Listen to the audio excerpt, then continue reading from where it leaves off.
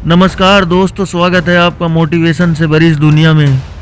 यह राजस्थान के उन दिनों की बात है जब वहाँ के लोग अक्सर विवाह के बाद पति पत्नी को घर में छोड़कर शहर की तरफ कमाने निकल जाते थे और वहाँ 9 या 10 साल बाद अच्छे से कमाकर वापस घर लौटते थे शहर से।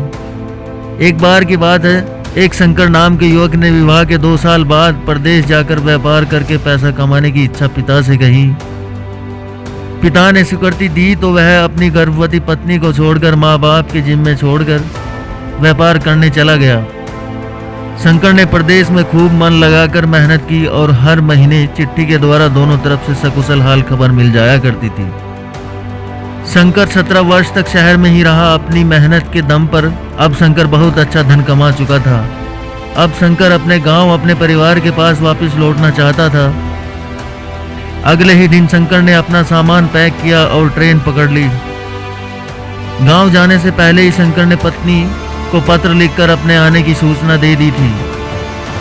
ट्रेन में शंकर के साथ ऐसा आदमी बैठा हुआ था जो मन से बहुत दुखी था।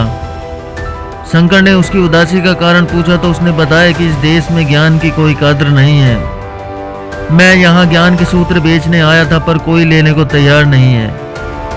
शंकर ने सोचा, इस देश में मैंने बहुत धन कमाया है और यह मेरी कर्म भूमि है, इसका मान रखना चाहिए। इतना सोच शंकर ने ज्ञान के सूत्र खरीदने की इच्छा जताई। तब उस व्यक्ति ने कहा, मेरे हर ज्ञान सूत्र की कीमत 500 स्वर्ण मुद्राएं हैं। शंकर को सौदा तो महंगा लग रहा था, लेकिन कर्म भूमि का मान रखने के लिए उसे 500 स्वर्ण मुद्राएं दे दी। व्यक्ति ने शंकर को ज्ञान के 3 सूत्र दिए।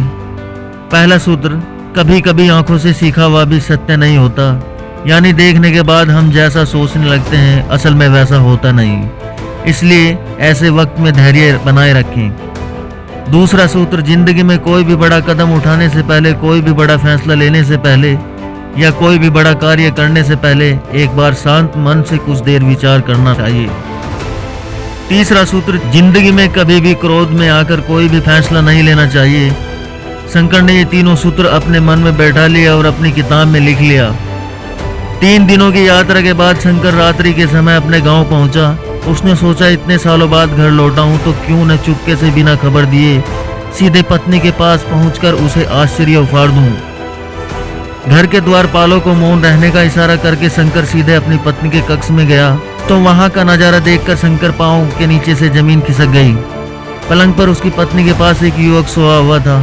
शंकर अत्यंत क्रोध में सोचने लगा कि मैं प्रदेश में भी इसकी चिंता करता रहा हूं और ये अन्य पुरुष के साथ लेटी है, दोनों को जिंदा नहीं छोड़ूंगा। इतना सोचते हुए शंकर ने क्रोध में तलवार निकाल ली।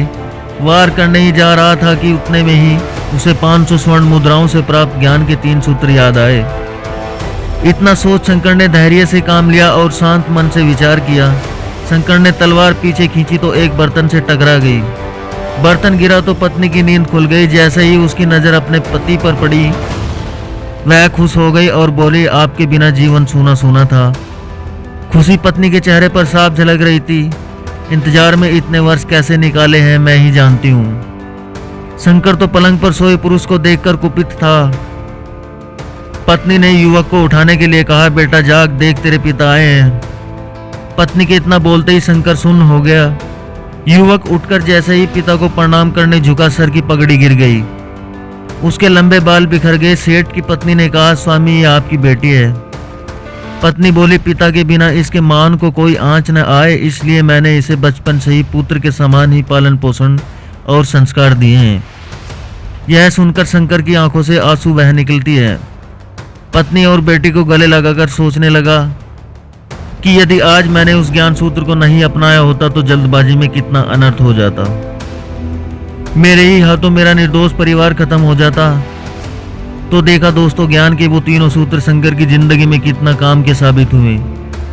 दोस्तों, ऐसा ही हम सब की जिंदगी में होता है, बिना सोचे समझे फैसले ले लेते हैं, क्रोध में धैर्य खो देते हैं। जैसा कि इस कहानी में आपने देखा कि जो शंकर ने देखा और सोचा वो सच नहीं था, जबकि सच कुछ और ही निकला। इसलिए कभी कभी आंखों से देखा हुआ भी सत्य नहीं होता। कुछ भी बड़ा कदम उठाने से पहले एक बार विचार कर लेना चाहिए। दोस्तों, वीडियो अगर पसंद आया हो तो लाइक, शेयर और सब्सक्राइब जरूर करें। मिलते हैं नेक्स्ट वीडियो में ऐसी ही मोटिवेशनल कहानी के साथ। तब तक के लिए जय हिंद।